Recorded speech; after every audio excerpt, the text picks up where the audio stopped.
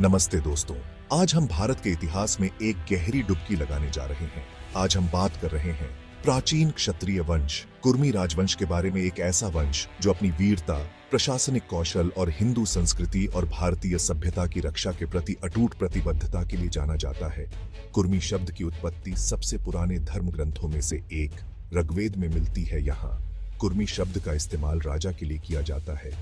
ये शब्द दो शब्दों से मिलकर बना है, कु जिसका अर्थ है धरती और रमी जिसका मतलब है लीन। तो कुल मिलाकर इसका अर्थ होता है जमीन का मालिक। ऋग्वेद के मंडल 2 सूक्त 27 में कुर्मी ऋषि का जिक्र मिलता है, एक ऐसे संत जिन्हें आज के कुर्मी अपना पूर्वज मानते हैं।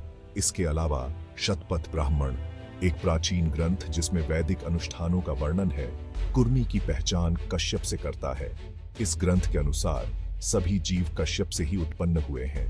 कश्यप के बेटे मनु को सूर्यवंश और चंद्रवंश क्षत्रियों का पूर्वज माना जाता है, जो कुर्मियों के गहरे वंशज होने का संकेत देता है। कुर्मी खुद को इसी महान वंश के वंशज मानते हैं। अपनी वंशावली को ऋषि कुर्मी कश्यप तक ले जाते हैं। सूर्यवंश परंपरा में रामायण के नायक भगवान राम इसी वंश से संबंध रखते हैं। उनके बेटे लव और कुश, विशेष रूप से कुश को अक्सर कुर्मी के रूप में पूजा जाता है, जो वंश की प्राचीन जड़ों को और मजबूत करता है। एक उल्लेखनीय वंशज अयोध्या के राजा सुमित्र थे। मगध के राजा शिशुनाग से हारने के बाद सुमित्र के बेटों विश्वराज और कुर्मी ने बिहार के रोहतास क्षेत्र में अपना शासन स्थापित किया। इस वंश को कछवाहा राजवंश भी मान्यता देता है, जो कुर्मी परिवार से अपनी उत्पत्ति का दावा करता है। भारतीय इतिहास के विभिन्न चरणों में कुर्मी शासकों ने भारतीय उपमहाद्वीप के विशाल क्षेत्रों पर शासन किया है।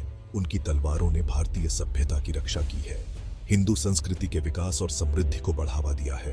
कुर्मियों को हिंदू धर्म और भारतीय विरासत के रक्षक के रूप में मनाया जाता है, जिन्होंने उल्लेखनीय बहादुरी और भक्ति के साथ आक्रमणकारियों के खिलाफ कई लड़ाइयां लड़ी हैं। कुर्मी वंश का सुनहरा इतिहास केवल अतीत तक ही सीमित नहीं है।